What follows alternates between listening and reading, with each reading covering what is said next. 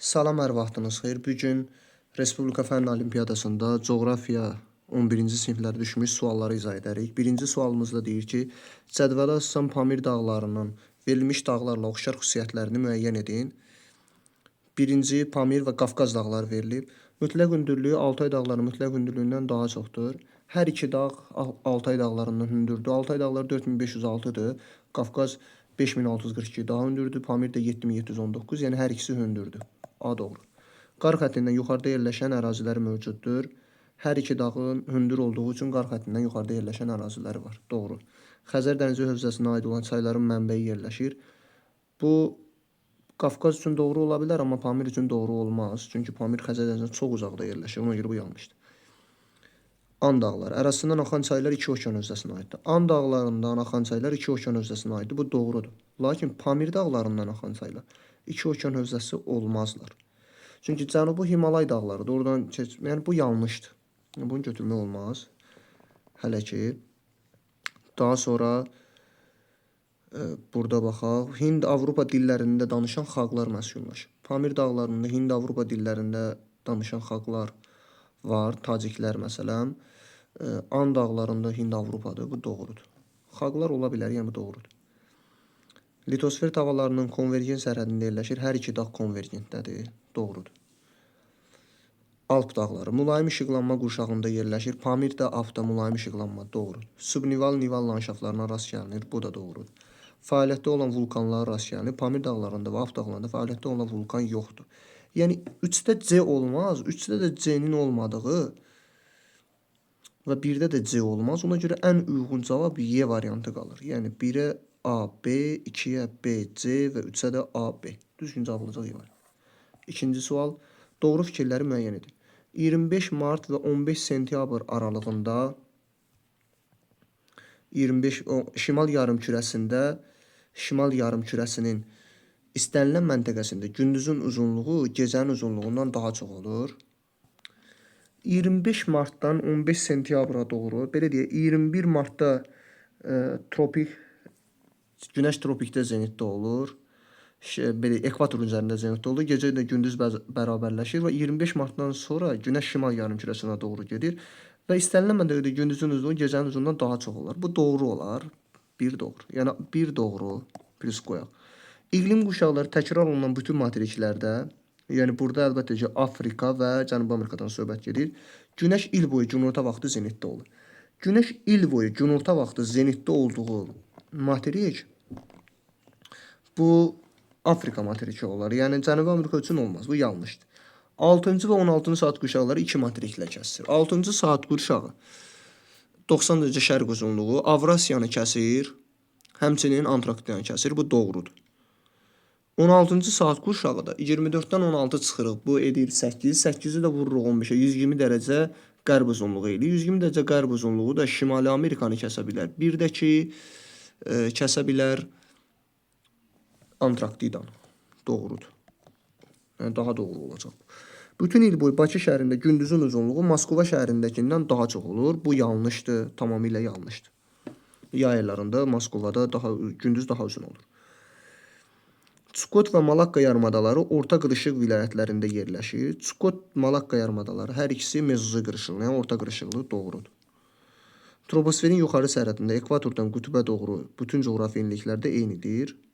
Xeyr, bu eyni deyil. Yəni bu yanlışdır. Ən uyğun cavab burada 1, 3 və 5 olacaq, yəni A variantı. Üçüncü sualda Şimali Amerika və Afrika materikləri üçün doğru sıraları müəyyən edin. Subekvatorial iqlim qurşağı tam zolaq təşkil edir. Şimali Amerikada da, Afrikada tam zolaq əmələ gətirir. Bu doğrudur.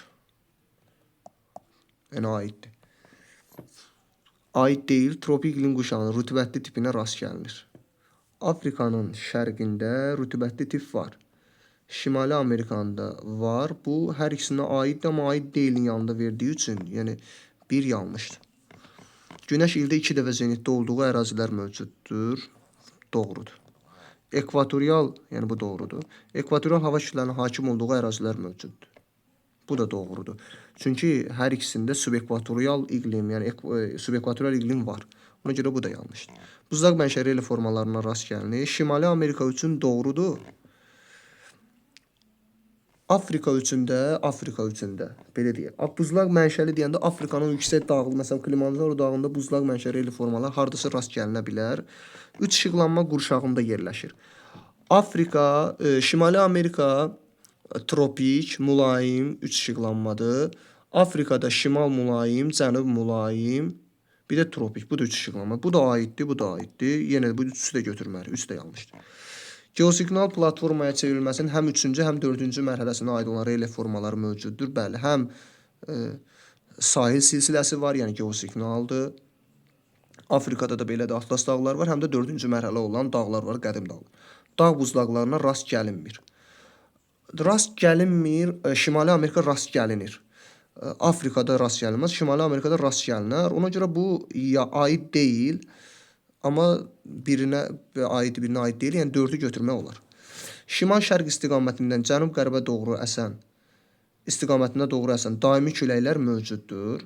Şimal-şərqdən cənub-qərbə doğru əsən, hər ikisində şimal passatları var. Bu şimal passatların küləklərinə oxşayır, ona görə bu doğrudur. Fəaliyyətdə olan vulkanlar rast gəlinmir. Axı hər ikisində gəlinir, aid deyildir. Bu da yanlışdır. 5 doğru. Təbii artımın ikinci tipinə aid olan ölkələr mövcuddur. Şimali Amerikada təbii artımın ikinci tipinə aid olan ölkələr, bəli, cənub hissələrində olan ölkələr var. Məsələn, Nikaragua, sonra Costa Rica kimi ölkələr. Afrikada da var, bu doğrudur. Yerləşdiyi litosfer havaları yalnız materik mənşəlidir. Xeyr, həm də okean mənşəlidirlər. Bu da yanlışdır. Düzgün cavab olacaq 4, 5, 6, yəni C variantı. 22 iyun günorta vaxtı günəşin ən böyük bucaq altında düşdüyü enlik, yəni 23,5 dərəcə şimal enlik.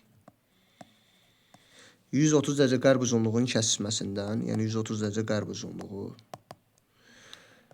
Şimal istiqamətində hərəkət edən tədqiqatçı çatdığı məntəqədə coğrafi günorta vaxtı kölgə uzunluğunun öz uzunluğuna bərabər olduğunu müşahidə etdi. Nəzərə alın ki, 1 dərəcəli meridian qoyusunun uzunluğu 111 kilometrdir.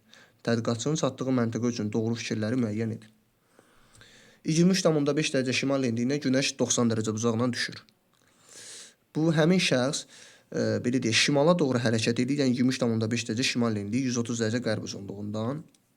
Gəlin çəkək. 23,5 dərəcə şimal enliyi 130 dərəcə qərb uzunluğu. Şimala doğru hərəkət edir. Və bu şimal istiqamətində hərəkət edir və günorta vaxtı kölgənin uzunluğunun öz uzunluğuna bərabər olduğu. Yəni günəş ora 45 dərəcə bucaqla düşür. Çünki günəş 45 dərəcə bucaq altında düşəndə kölgənin uzunluğu öz uzunluğuna bərabər olur. Ona görə burada düşmə bucağı 45 dərəcə bərabərdir 90 dərəcə çıxılsın. 22 iyunda deyir özü də. Enliyi bilmirik neçə dərəcə enlikdir. Plus 23, minus 23,5 olar. Çünki şimal yarımkürəsindədir 23,5.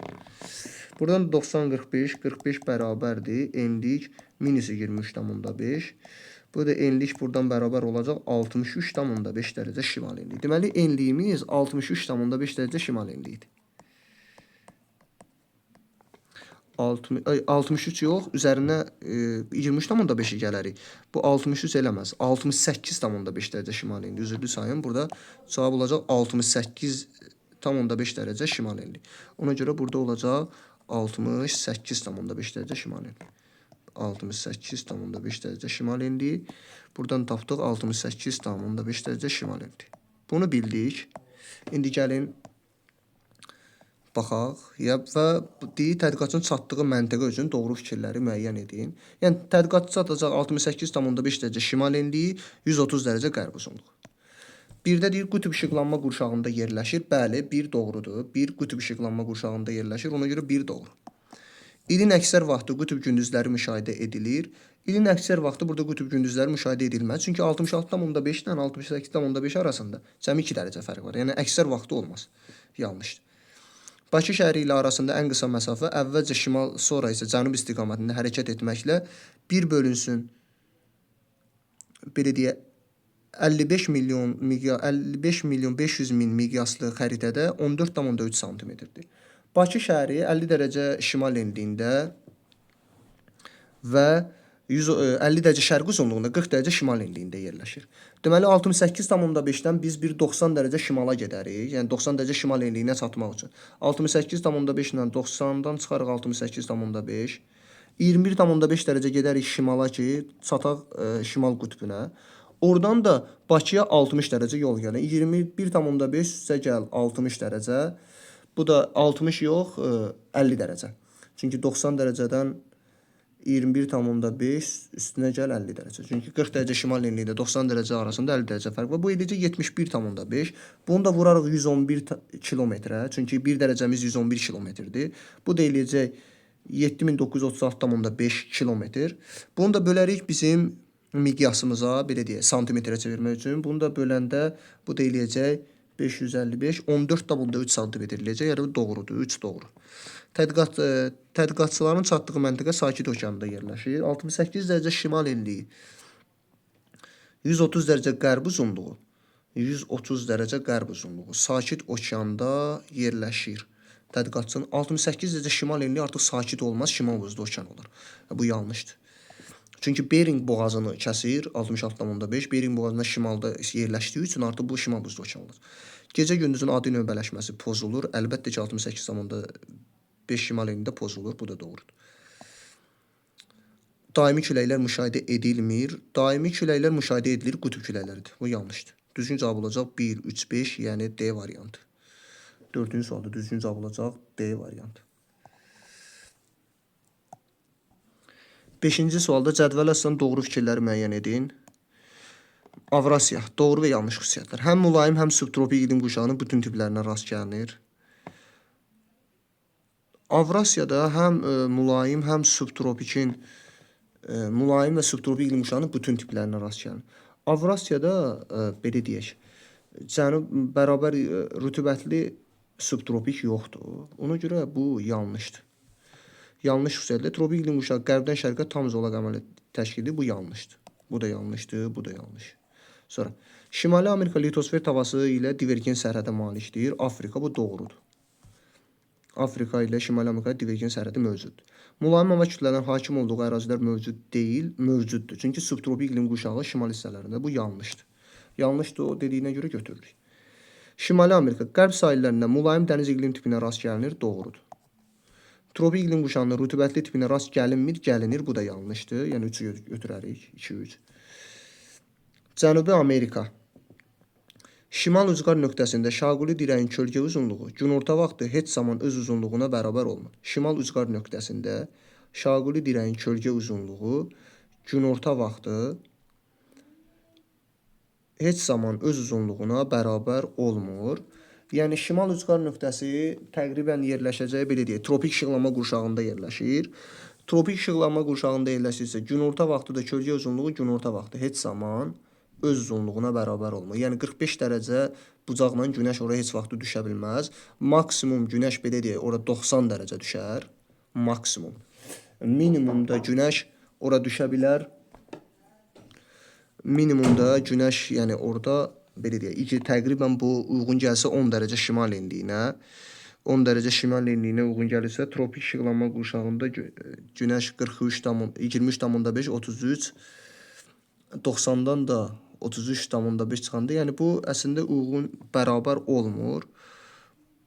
Bu uyğun ola bilər. Parana çayının su toplayıcı hövzəsi 3 iqlim qurşağında yerləşir. Parana çayının su toplayıcı hövzəsi subekvatorialda yerləşir və subtropikdə yerləşir. Bir də tropikdə yerləşir. Bu doğrudur, amma yanlışın altında verildiyi üçün 4-ü götürməliyik. Antarktida 2 iqlim işıqlanma qurşağında yerləşir. Bəli, qütb dairəsi kəsir, 2 iqlim işıqlanma doğrudur. Ərazisinin əksər hissəsi ən qədim qırışıqlıq vilayətində yerləşir. Ən qədim qırışıqlıq vilayətində yerləşmir Antarktidanın əksər hissəsi. Bu yanlışdır. Bu yanlışdır. Yəni burada bu yanlışdır. Ərazinin ən qədim qırışıqlıq olmaz. Bu ən qədim platforma olsaydı daha doğru olardı. Qərb hissəsi də yeni qırışıqlıq zonasını götürmək olardı. Bu yanlışdır da. Yəni yanlış olduğu üçün götürərik. Yanlış. Avstraliya həm tropik, həm subtropik iqlim qurşağının 3 tipində rast gəlinir. Avstraliya həm tropik, həm subtropik iqlim qurşağının 3 tipinə rast gəlinir. Tropikin 2-3 tipi olmur. Bu yanlışdır. Deyir həm tropik, həm də subtropikin 3 iqlim qurşağının 3 tipinə rast gəlinir. Subtropikin 3 iqlim tipinə rast gəlinir, amma tropikin 3 tipi olmur. Bu yanlışdır. Mütləq maksimum hündürlüyə malik olan nöqtə mülayim işıqlanma qurşağında yerləşir. Bu doğrudur, amma yanlışın altına verib. Yəni götürmürük. Düzgün cavab olacaq 2, 3, 5. 2, 3, 5, yəni B variantı ən uyğun cavab olacaq. Bir dəfə də baxaq. Avrasiya mülayim və subtropik iqlim qurşağının bütün tiplərinə rast gəlinir. Xeyr, Avrasiyada dediyimiz kimi subtropikin bərabər yağıntılı tipi yoxdur. Ona görə düzgün cavab olacaq 2, 3, 5. 6-cı sual. Ölkəmizin iqlimi ilə bağlı doğru fikirləri müəyyən edin. Mülayim isti iqlim tipini yayıldığı ərazilərdə paleogen yaşlı suxurlara rast gəlinir. Doğrudur, ola bilər. Doğrudur. Məsələn, Lənkəran, Talış dağlarında mülayim isti iqlim tipi yayılıb, paleogen yaşlı suxurlarda yayılıb, doğrudur. Yarımsərə quru çöl iqlim tipinə bütün tektonik zonalarda rast gəlinir. Bütün tektonik zonalar Ön Qafqazda var, daha sonra Böyük Qafqaz qalxmasında var, Kürdağ-Arası çökəkliyində var, Kiçik Qafqaz qalxmasında var və bir də Araz-Cavan əyilməsində var, doğrudur. Böyük Qafqaz dağlarının həm şimal-şərq, həm də cənub yamaclarında qışı quraq keçən soyuq iqlim tipinə rast gəlinir. Qışı quraq keçən, cənub yamacında qışı quraq keçən soyuq deyil, yağıntıları bərabər paylanan soyuqdur. Yanlışdır. Bu olmaz. Kür çayının su toplayıcı hövzəsində dağ tundra iqlim tipinə rast gəlinir. Kür çayının su toplayıcı hövzəsində, yəni Kür çayının bəzi qolları dağ tundra iqlim tipinə rast gəlinə bilər. Doğrudur bu. Məsələn, Böyük Qafqaz dağlarından başlayan çaylar, kürə tökülən çaylardır. Yarımsərə və quru çöl iqlim tipini yayıldığı bütün ərazidə yağıntının orta illik miqdarı 3000 mm-dən çox olmur. Bəzi yerlərdə 3000 mm-dən çox ola bilər. 400 mm, 500 mm-də ola bilər hətta. Bu yanlışdır əlbəttə ki. Kiçik Qafqaz tektonik qalxmasında dağ tundra iqlim tipinə yalnız Murovdağ və Zəngəzur silsilələrində rast gəlinir. Kiçik Qafqaz tektonik qalxmasında. Xeyr, əslində Qarabağ vulkanik yaylasında da rast gəlinə bilər. Ona görə bu yanlışdır. Yanlış olduğu üçün düzgün cavabları bizdən istəyir. Yəni 1, 2, 4 düzgün cavab olacaq B variantı. Dənizlərlə bağlı verilmiş uyğun sıraları müəyyən edin. Baltik həm inkişaf etmiş ölkələr, həm də inkişaf etməkdə olan ölkələrin sahillərini yuyur. Baltik həm inkişaf etmiş ölkələr var. Məsələn, İsveç. İnkişaf etməkdə olan ölkələrdə Estoniya, bu doğrudur. Estoniya, Latviya, Litva. Bir işıqlanma qurşağında yerləşir. Bu da doğrudur, amma aid deyil verilib, bu yanlışdır. Amma doğrudur. Yəni bu doğrudur, amma aid deyilin altında verildiyi üçün biri götürməliyik. Bir yanlışdır. Cənubi Çin, Mekong çayının eroziya bahisi doğrudur.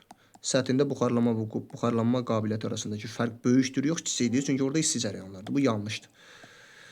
Yanlışdır, amma belə deyək, aid deyil. Ona görə 2-ni götürərik. 3.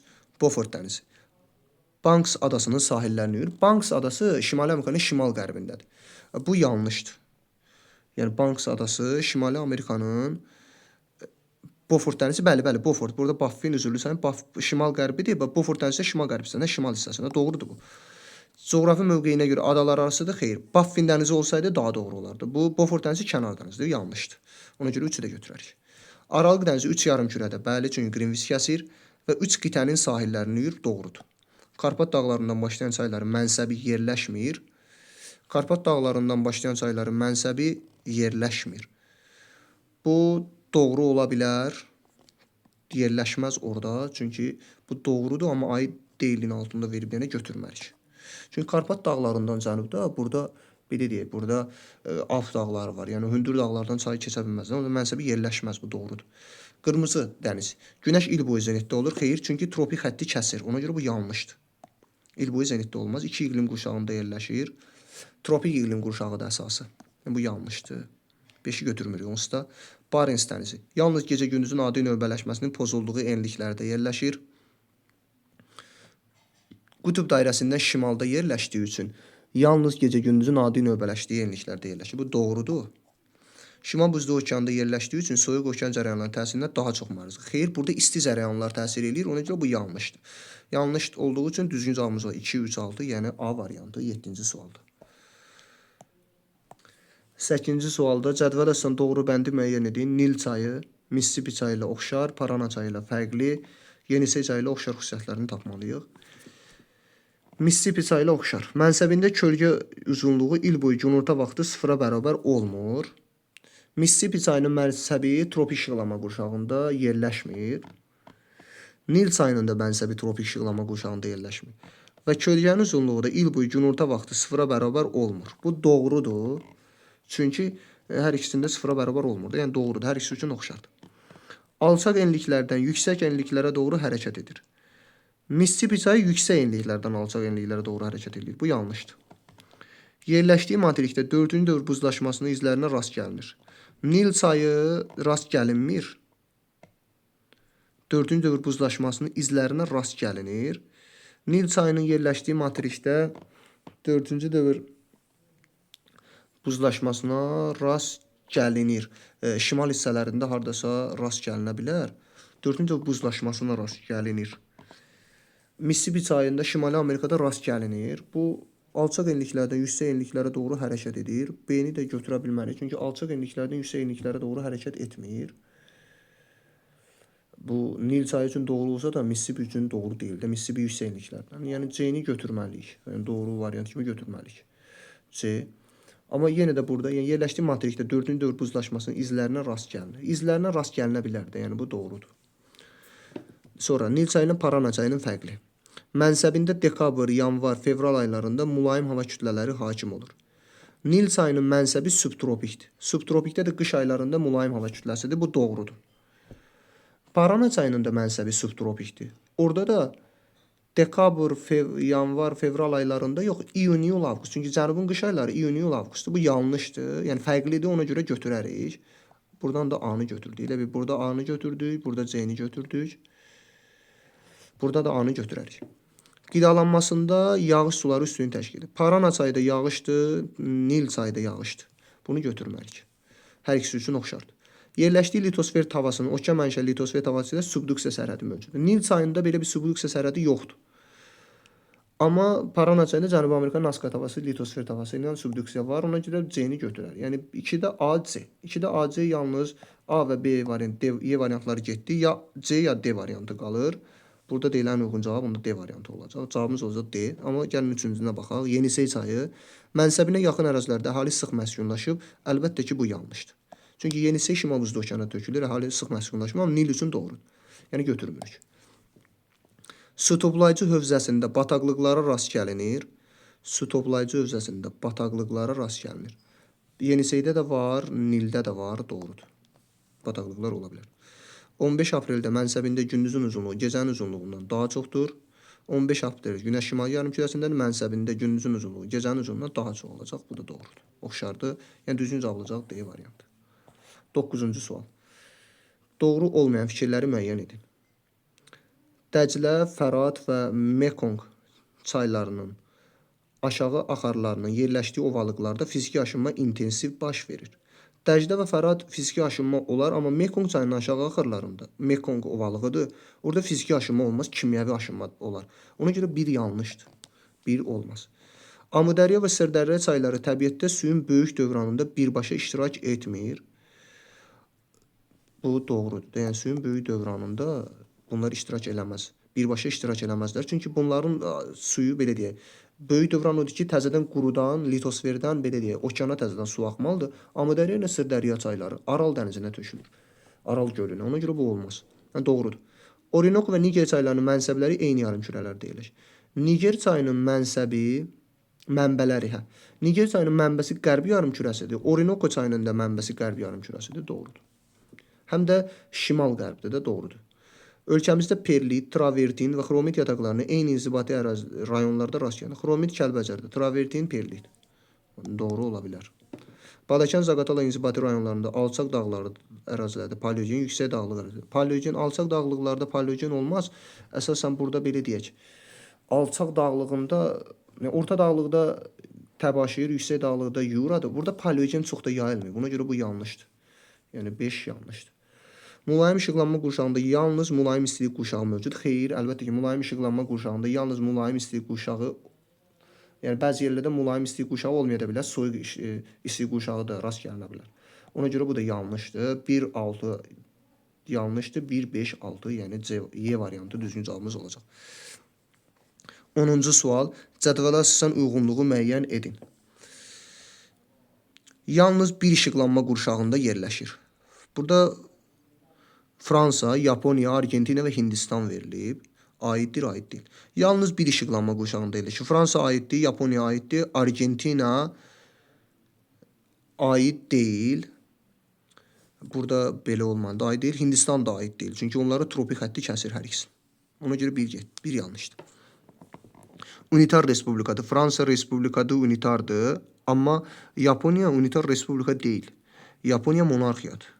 Argentina federasiyadır, unitar deyil. Hindistan da federasiyadır. Yəni bu yanlışdır, iki yanlışdır. Cavan dağları mövcuddur. Fransanın Cavan dağı mövcuddur əslində. Çünki cənub hissəsində Alp dağlarının bir hissəsi Fransaya düşür. Bu plus olmalıydı. Yəni 3 də yanlışdır. Yaponiyada Cavan dağları mövcuddur. Argentinada And dağlarının bir hissəsi düşür. Ona görə bu yanlışdır. Hindistanda Cavan dağ yoxdur. Hardasa Himalay dağlarının şimalı ola bilər.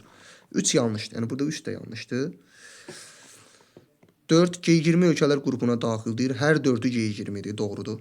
Əksər əhali Hind-Avropa dil ailələrində danışır. Fransa Germandır, Yaponiya Altay dil ailəsidir. Ona görə yanlışdır, elə yanlış da verilib. Argentina Romandır, Hindistan da Hind-Aridir. Ona görə bu doğrudur. Yəni 4-5 doğrudur. Subtropik iqlim qurşağı mövcuddur.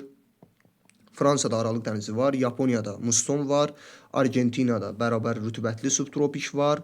Həmçinin quru tropik də, belə deyək, kontinental subtropik də ola bilər. Yəni burada subtropikdən söhbət gedir. Hindistanda da əslində subtropik olar. Çünki şimal hissələri subtropikə düşə bilər. Ona görə bu da doğrudur. Yəni düzgün cavab olacaq burada 4, 5, 6, yəni Y variantı. Dağın ətəyində atmosfer təzyiqi 700 mm civə sütunudur.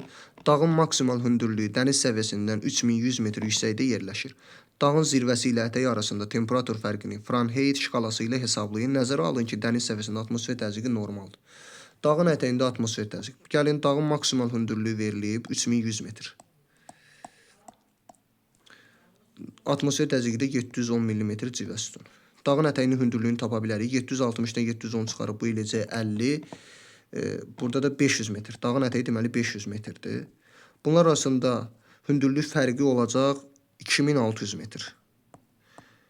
Arasında 2600 metr var. Biz bu 2600 metrindən temperatur fərqini tapa bilərik. Çünki 1000 metr 6 dərəcədirsə, 2600-ü vurarıq 6-ya, bölərik 1000-ə. Bu da eləcə 15,6 dərəcə Selsi. Deməli, arasındakı temperatur fərqi 15,6 dərəcə Selsi. Fahrenheitə çevirmək üçün biz demişdik ki, Fahrenheit bərabərdir Selsi, yəni 15,6 dərəcə Selsi vurulsun 5,9-a, üstünə gəlsin 32. Yəni Fahrenheitdən Selsiyə keçirmək üçün Selsini vurmalıyıq 5,9-a. İndi burada 15,6-nı vurarıq 1,8-ə, çünki 9-u 5-ə böləndə 1,8 eləyir. Üzərinə gələrik 32-ni, bu da eləyəcək, belə deyək, 15,6-dır. 15,6, buradan fərqi tapdıq. Burada 700 mm, üzürlü sayın, burada 700 mm civə sütunu deyir. 700 mm də 60 mm eləyir. Bu da 600 metr eləyir. 3100-dən də 600 çıxanda bu 2500 metr eləyəcək. Çox üzürlü sayın. Burada 2500 olacaq. Burada biz səhv hesablamışıq. Burada 2500 metr olacaq. Yəni 2500-ü də vurarıq 6-ya. Çünki dərəcəyə çevirməliyik də. Yəni 6-ya vurub 1000-ə bölərik. Bu eləyəcək 15 dərəcə. 15 dərəcəni də vurarıq 5,9-a, yəni 1,8-ə. Üzərinə də gələrik 32-ni. Bu da eləyəcək 59 Fahrenheit. Deməli, 11-ci sualda düzgün cavab olacaq C variantı, 59 Fahrenheit.